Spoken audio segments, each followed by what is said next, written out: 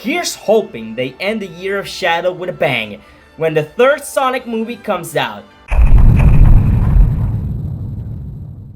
I just came out from watching Sonic the Hedgehog 3, guys. I'm in the car right now. I'm driving. Don't do what I'm doing. It's illegal. Okay. I was actually looking forward to this movie for many reasons. One of those was obviously Shadow the Hedgehog. The second thing I was mostly looking forward for this movie was seeing Gerald Robotnik and Maria. I really wanted to see how Jim Carrey would play Gerald Robotnik. And before you ask, yes, Jim Carrey played Gerald Robotnik. Great. Gerald, Eggman, and Shadow, they steal the movie. They're the best parts of the whole movie. Sadly, Shadow isn't in the movie as much as I would love him to be. Honestly, this movie should have been called Shadow the Hedgehog and not Sonic the Hedgehog 3 because screw Sonic, Shadow's the real deal. And when I said in my Sonic X Shadow Generations video, I was hoping that the third movie would cap off the Year of Shadow with an absolute banger. Well, that wasn't the only thing. There was also the Shadow Generations DLC with Keanu Reeves. And that one level, let me tell you, that level was actually pretty fun. I really liked it. Yeah, I'm driving, guys. Don't do what I'm doing. I'm in the middle of the road. What the hell? But yeah, Shadow was freaking awesome in this movie. I will discuss some minor spoilers for the movie. And when I say minor spoilers, I mean big spoilers because they're big. But no, Big the Cat is not in the movie. Sadly, he's not in the movie. First of all, how did this movie handle the whole Shadow backstory? I say they did it pretty earnestly. The Shadow scenes when they show Maria and Gerald, they're done really well, and they adapted the story, at least parts of the story of Sonic Adventure 2, really nicely. And I think that was the most important thing for me in this movie, 100%. And they did it really well. I think the movie had some pacing problems. I feel like it went a little too fast for my liking, you know? I get it, it's a Sonic movie, but, you know, slow down a little bit. Some of the best parts for Sonic 2 was the slower moments between Sonic and Tails, and I feel like they could have done a lot more in this movie.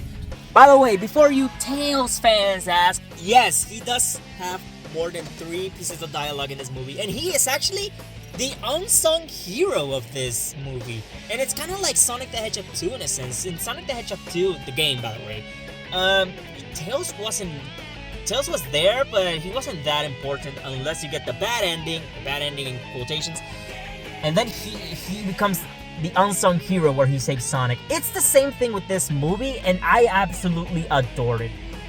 Speaking of that, God, that third act.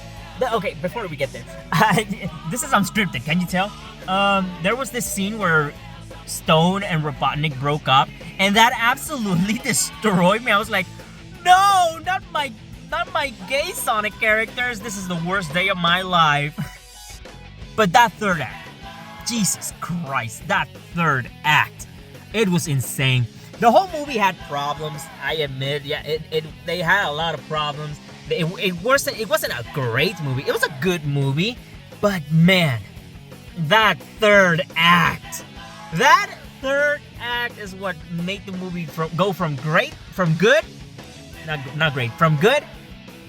to great. You know that scene in Shrek 2 in the third act where the fairy godmother sings "I Need a Hero" and it goes from a great movie to legendary? It's the same thing with here with spoilers. Live and Learn plays in the movie with Super Sonic and Super Shadow attacking the Egg Eclipse thingy. And I was losing my mind. The whole theater was erupting. We were all losing our collective shit, and we were loving every second of it. Speaking of losing our shits, holy crap! There's this scene where Super Sonic and Super Shadow fight, and it was the thing I wanted the most in any other Sonic game ever, and it was a Super Sonic boss fight fighting against another super form. And we got it with Super Sonic versus Super Shadow, and I was like, holy shit, this movie can't be real. This is not a Sonic movie. This is not real. But it was real. I thought I was living a dream, but no, it was 100% real, and we were losing our shit. That credit scene, those credit scenes, mid-credit scene. I know spoilers. Oh my god, dude! Metal Sonic appears, and we were all going, "What? No way! What?" And then out of nowhere, a lot of Metal Sonics appear, and I'm like, "Oh no, they're gonna adapt the Samba arc, aren't they?" But then Amy appears, and we all screamed and clapped, and we were so happy because our girl finally made it to the big screen, and she looked absolutely great. She looked great in that movie. She looked amazing. She has, oh man, the glow up, man. She was fantastic. She was great in that little 30-second scene. We were so hyped.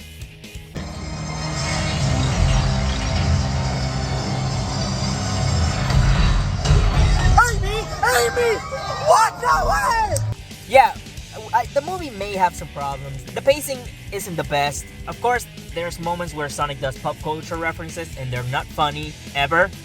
And sometimes Sonic himself can be a little bit annoying, but it kind of makes sense considering, it's Sonic and Sonic is supposed to be a little bit annoying to his enemies. And I kind of like that. I feel like the movie could have gone a little bit longer, maybe on an hour 50 minutes. It goes around like an hour 46 minutes, but I feel like an hour and 50 minutes could have been way better considering I wanted to see a little bit more of Shadow. He got less than 10 minutes of screen time, and that kind of hurts my soul. But other than that, great stuff. Throughout the whole movie, I was like, yeah, this is a 7 out of 10. I'm kind of vibing with it. But man, that third act with Super Sonic and Super Shadow fighting, and then Super Sonic and Super Shadow teaming up with Live and Learn playing, and then Shadow sacrificing himself, and Dr. Eggman also sacrifices himself in a quite honestly touching scene that I wasn't really expecting. And I really liked that. I don't know why, but it was actually pretty emotional. And then the credit scenes, they were great. This movie is really good. I give this movie an 8 out of 10. It's pretty good. It's pretty epic. Bye-bye.